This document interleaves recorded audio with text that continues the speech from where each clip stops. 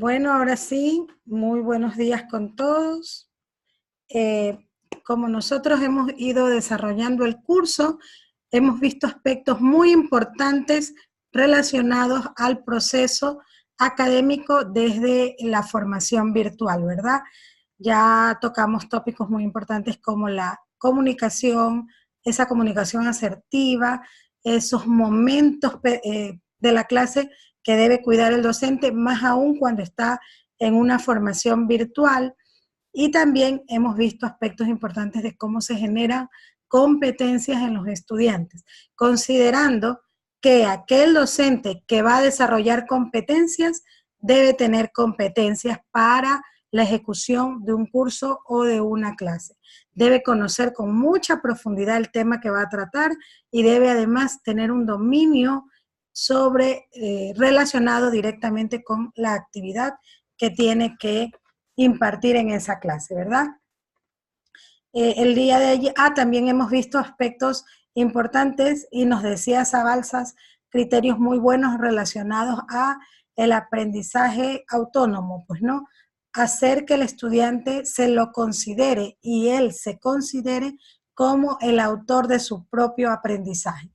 Y desde este punto de partida, darle las herramientas que el estudiante necesita para desarrollar una actividad autónoma importante y para desarrollar una actividad autónoma que le permita ser partícipe de ese aprendizaje. Pues, ¿no?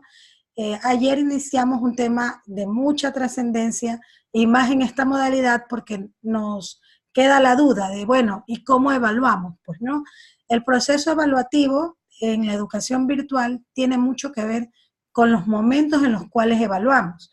Y de ahí surgen los tipos de evaluación, pues, ¿no?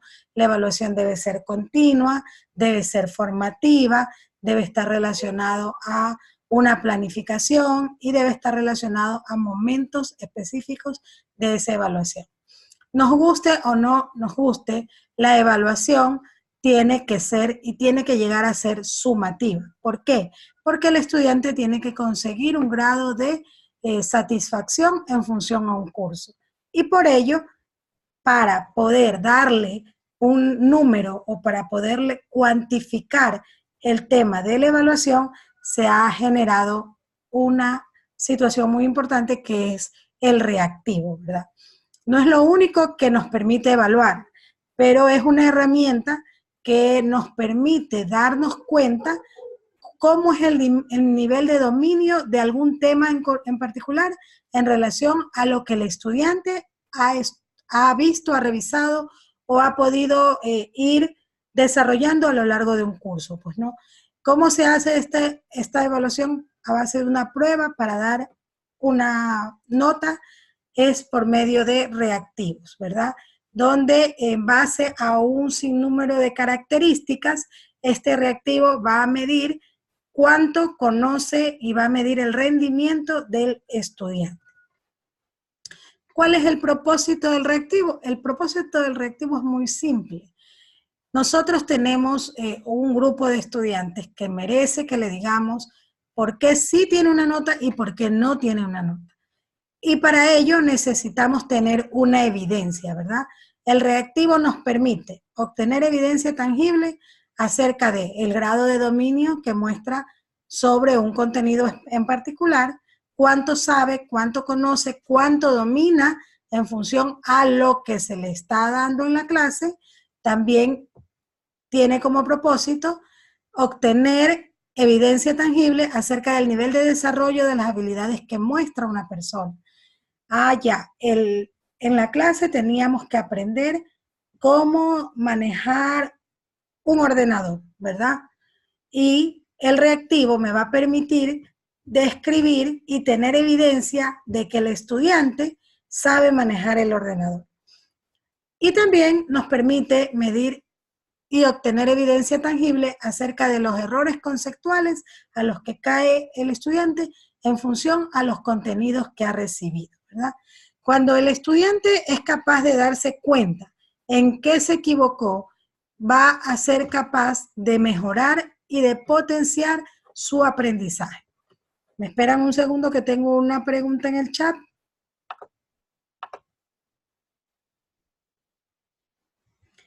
Voy a hacer algo, me dicen que no ven las láminas. Ayer pasaba lo mismo.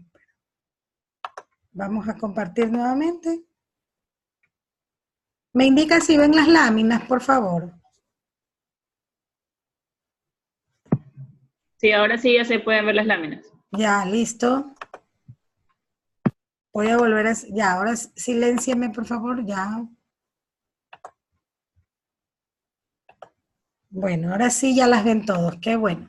Perdón, me avisan porque cuando se hace algo o se mueve otra opción, suele desaparecer la presentación. Y hay que poner nuevamente la función de compartir pantalla, ¿verdad? Ustedes me indican y yo comparto la pantalla para que ustedes puedan observar la información. No me escucha. ¿A quiénes no me escuchan? ¿Me escuchan ahí? Yo sí la escucho.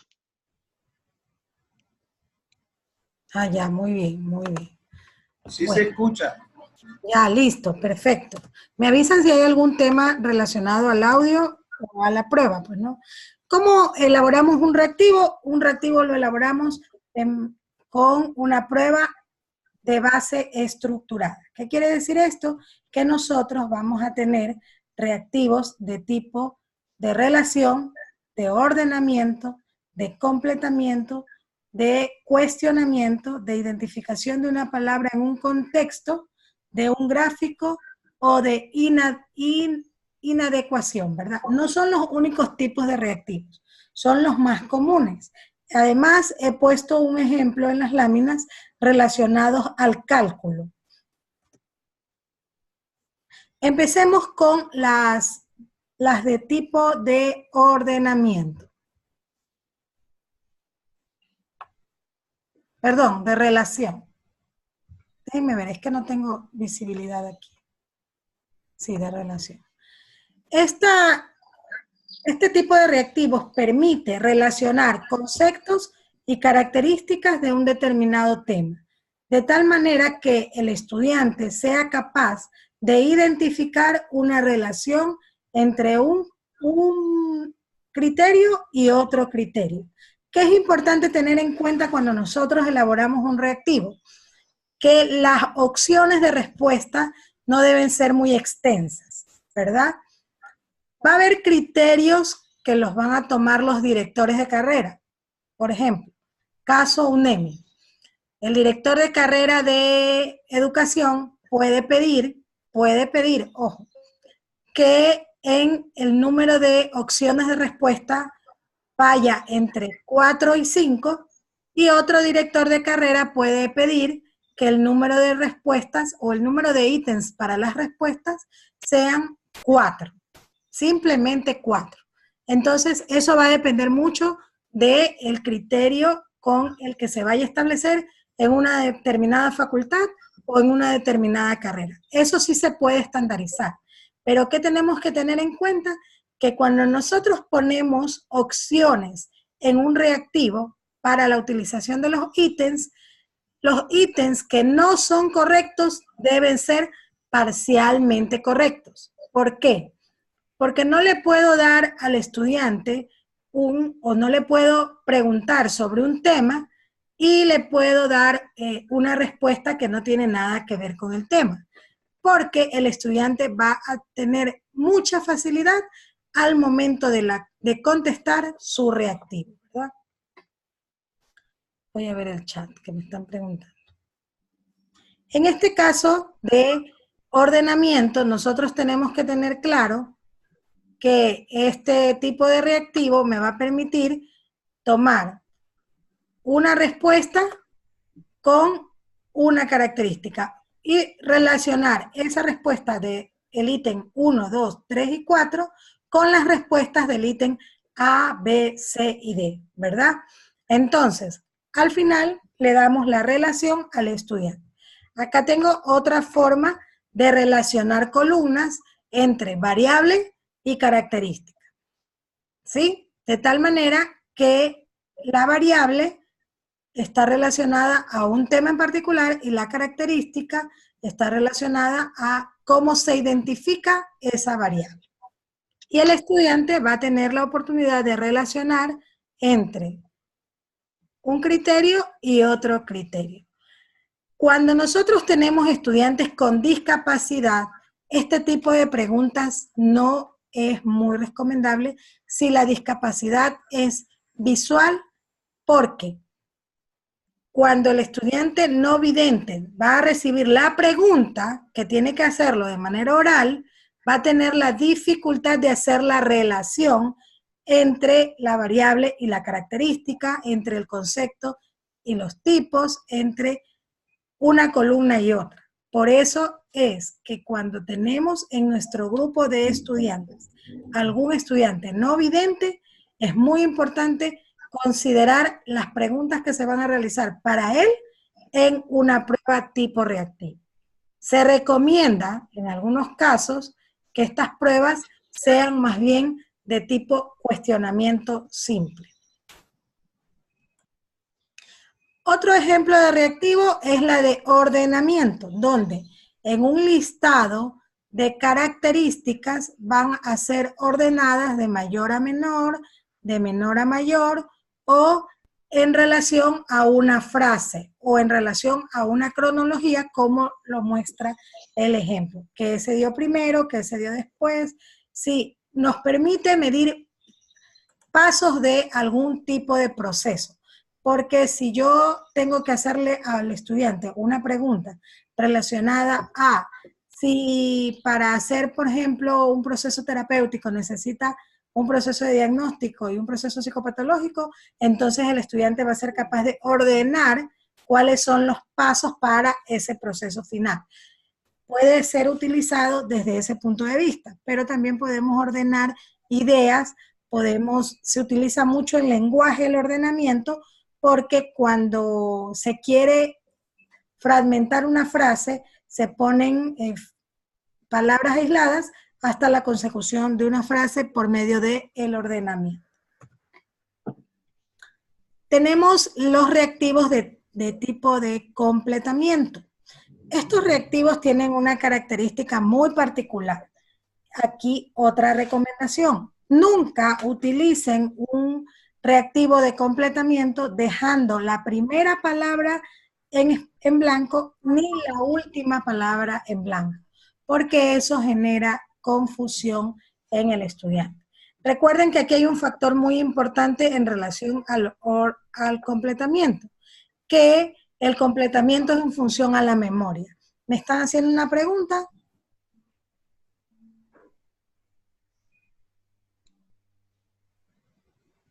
Ya, en cuanto a las respuestas del reactivo, muy buena pregunta, solamente tenemos que hacer que el estudiante escoja una opción, porque si yo tengo un reactivo de respuestas múltiples, las tengo que poner en el mismo ítem para que el estudiante escoja varias respuestas desde un solo ítem, ¿sí? Bueno, regresando al completamiento, como les decía, no es recomendable poner ni la primera ni la última palabra en espacios en blanco, porque eso confunde al estudiante. Es importante tener en cuenta que las preguntas de completamiento están relacionadas a la memoria. Entonces, si nosotros estamos formando estudiantes para las competencias, tenemos que evitar el uso de la memoria.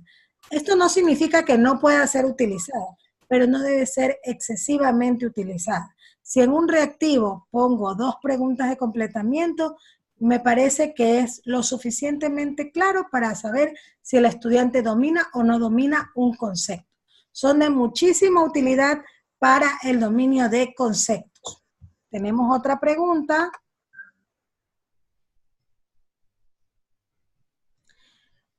La prueba de base estructurada puede tener un solo tipo de reactivo. Si su director de carrera lo cree conveniente, sí. ¿Y en qué caso puede también tener un solo tipo de reactivo? Como les decía hace un momento, en los casos en los cuales nos toca evaluar algún tipo de discapacidad. Porque si nosotros tenemos estudiantes en esta modalidad virtual y está incluido, pero es no vidente, es sordo, tenemos que buscar las herramientas para que cuando sea evaluado en función a su discapacidad. Eso es un aspecto muy importante que tenemos que cuidar por los procesos inclusivos. Los reactivos de tipo cuestionamiento son los más utilizados. Aquí viene justamente lo que me preguntaban hace un momento. Si tiene múltiples respuestas. ¿Sí ven? Si hay un cuestionamiento simple, va a tener una sola respuesta. Pero si hay un cuestionamiento más complejo o con múltiples respuestas, se lo ubica de la siguiente manera. Ponemos en cada ítem la o las respuestas que correspondan a ese cuestionamiento. Este tipo de reactivos es uno de los más utilizados porque permite que el estudiante genere desde su participación respuestas claras y válidas, ¿sí? Si tienen preguntas, no duden en colocarlas en el chat que yo las voy leyendo. Antes de ir a este tipo de reactivos, vamos a leer la pregunta. Si se aplicarán los reactivos vía online. A ver, un poco de este tema hablábamos con el grupo C en la noche. Cuando nosotros tenemos estudiantes en modalidad online, la normativa nos indica que el examen final es presencial. Pero para que el estudiante conozca qué tipo de reactivo va a utilizar su docente, ya previamente el docente debió haber elevado algún cuestionario o algún test en función a la asignatura. Es importante evaluar procesualmente porque al final el estudiante va a rendir una prueba por todo el curso.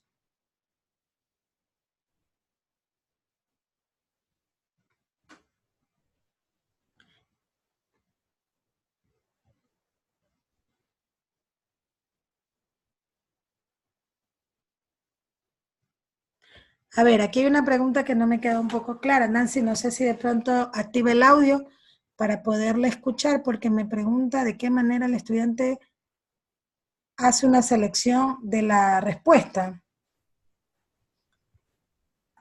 Me lo está preguntando en relación a si lo subraya, lo circula, lo selecciona. ¿Hacia allá va la pregunta? Nancy. Nancy. Bueno, esperemos que sea ya. Entonces me dice Marta, debemos evaluar al término de cada unidad. Puede ser al término de cada unidad o puede ser en función a temas que tengan mayor peso en la planificación, pero debe ser progresivo. Los que ya vieron TICS ya saben cómo subir un reactivo o un cuestionario al aula virtual. De la misma manera, los que van a ver ahora TICS van a tener la herramienta para que el estudiante de manera virtual pueda recibir periódicamente evaluaciones. Evaluaciones de este tipo, que nos permitan tener una puntuación y que le permita al estudiante ir generando habilidades en función a este tipo de preguntas, ¿verdad? Ahora, con respecto a lo que me preguntaba Nancy, la forma en cómo el estudiante selecciona la respuesta va a depender del estilo de enseñanza del docente. Como yo como docente le doy la clase a mi estudiante, desde ese punto de partida se va a determinar que ese estudiante necesita circular, necesita seleccionar, necesita subrayar, y para ello, en el encabezado del reactivo, debo ser muy específica con las indicaciones que se dan para la ejecución del reactivo. Le tengo que decir en esas instrucciones cuánto tiempo va a durar el reactivo, cuánto tiempo se va a generar desde el reactivo la participación del estudiante, cuáles son las reglas, cómo no utilizar teléfono celular, cómo concentrarse en su documento, cómo no mirar al compañero. Bueno, aquí no necesitamos ese tipo de reglas porque lo van a hacer directamente desde un ordenador, ¿verdad? Pero sí se requiere que el estudiante conozca que hay un sinnúmero de indicaciones, no marcar dos respuestas porque se anula la pregunta y tendría una puntuación de 0. Hay que ser muy específicos en cómo se determina este resultado. Un ratito que me están haciendo una pregunta. Ya vamos a llegar a las preguntas de tipo numérico, ya, espérenme, denme un ratito.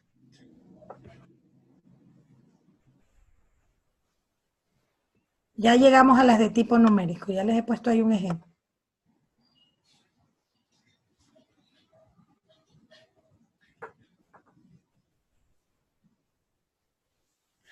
El chat, lo que ustedes escriben en el chat solamente lo puedo leer yo.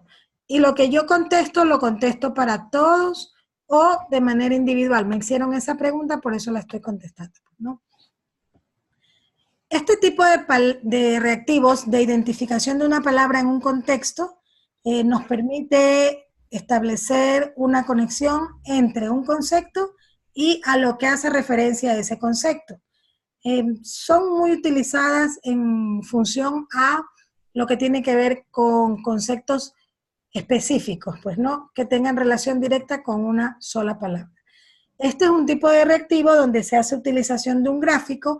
Aquí es muy importante tener en cuenta que el gráfico debe tener una característica particular, tales como que no se pixele. Bueno, los diseñadores gráficos saben mucho de esto. ¿Por qué? Porque si el gráfico se pixela o si la imagen que utilizamos es una imagen que pierde nitidez al momento de fotocopiarlo o al momento de subirlo a la plataforma, ustedes tienen que verificar que efectivamente el gráfico pueda ser observable, porque de lo contrario, si el estudiante debe dar una respuesta en función al gráfico, va a ser muy difícil para él poder luego observar el gráfico.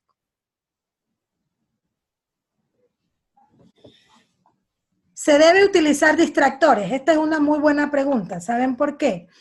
Porque cuando nosotros elaboramos el reactivo, precisamente el hecho de utilizar una respuesta parcialmente correcta en las respuestas incorrectas, en los ítems incorrectos, perdón, esto nos permite distraer al estudiante en función al tema.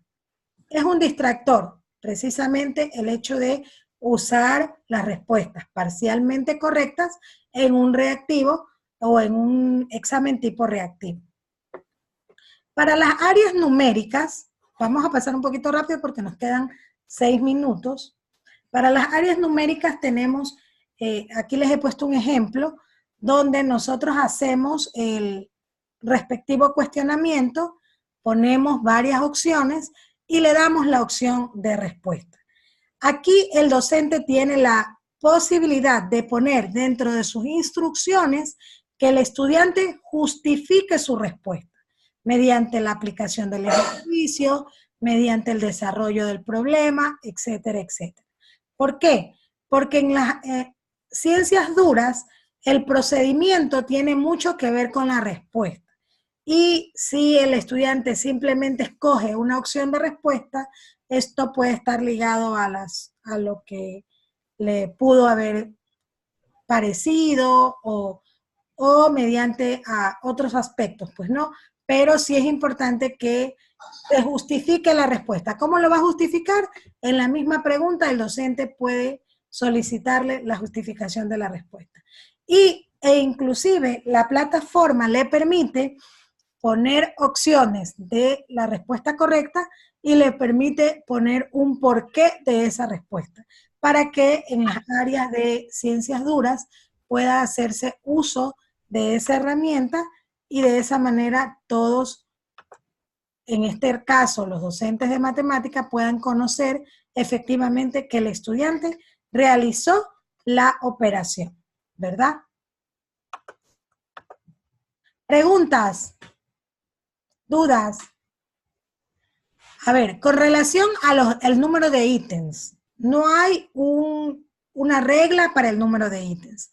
No pueden ser 2, no deberían ser 3 porque le estoy dando menos opción al estudiante, pero sí podrían ser 4, me parece que 4 es un número bastante apropiado para el número de ítems.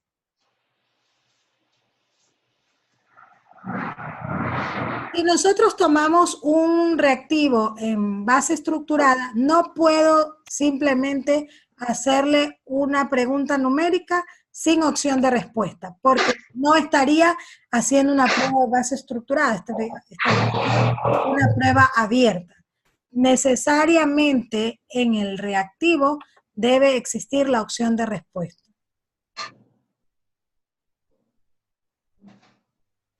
Cuando nosotros hacemos casos de estudios, es importante poner una prueba multi-ítems, donde el estudiante pueda seleccionar varias respuestas en función al desarrollo o la consecución del caso. No es necesario explicar cómo se elaboran las respuestas en los reactivos. El estudiante con la práctica va desarrollando la competencia de ir contestando este tipo de reactivos. La calificación es un criterio muy importante de la elaboración del reactivo. ¿Por qué? Porque el estudiante debe conocer cómo va a ser ponderada cada pregunta o cada reactivo. Y en función a esto va a contestar.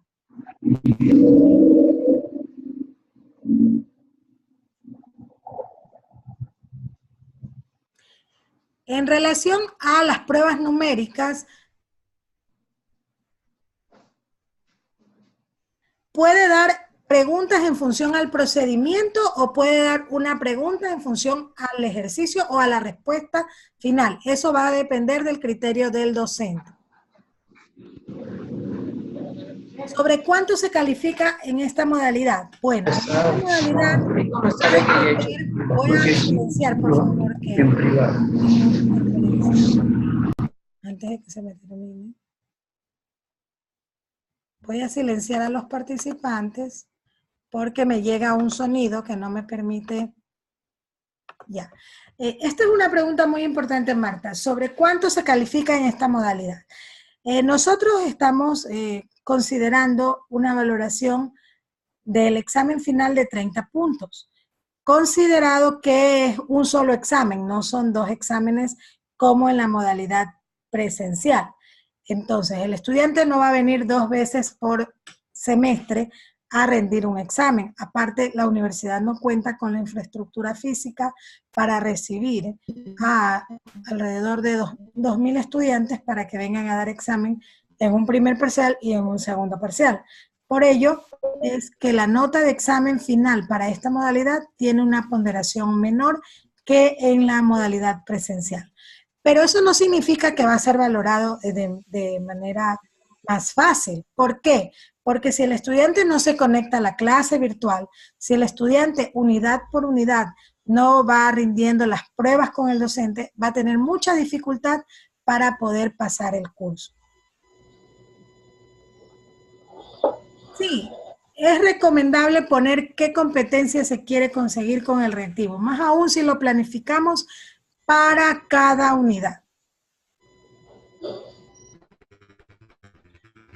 ¿Qué valor le damos a la justificación de la respuesta numérica? Yo puedo darle una puntuación global a la pregunta o puedo dividir entre la respuesta seleccionada y la justificación en función a, por ejemplo, si la pregunta la he ponderado con 4 porque el ejercicio es complejo y requiere un procedimiento largo, entonces le vamos a dar una ponderación de 1 a la respuesta y una ponderación de 3 a la justificación, porque la justificación es la que me va a permitir saber si efectivamente el estudiante conoce o no. Igual va a depender mucho del estudiante. Si el estudiante consigue tener sus 70 puntos